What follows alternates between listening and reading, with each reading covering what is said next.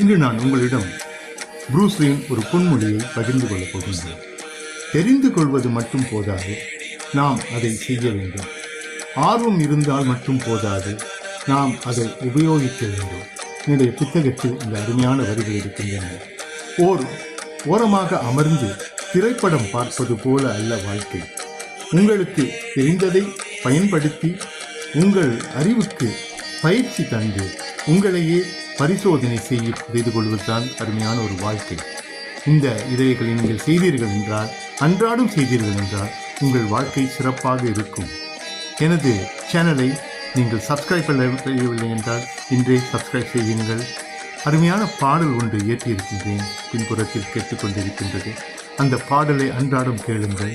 அது உங்களுக்கு புதிய சிந்தனையை கொடுக்கும். உங்கள் வாழ்க்கையில் மாற்றங்களை கொண்டு வருவதற்கு வாய்ப்புகள் நிறைய இருக்கின்றன. புத்தகம் ஒன்று எழுதியிருக்கின்றேன். அதை ஆனந்தி அவர்கள் அருமையாக விமர்சித்திருக்கின்றார். அதையும் வாங்கி வாசித்து பாருங்கள். வாழ்க்கையில் எல்லா வெற்றிகளும் பெற்று நீங்கள் சிறப்பாக வாழ வேண்டும் என்று வாழ்க்கை உங்களிடம் விடைபெறுவது ரேனா வேணுகோபால்.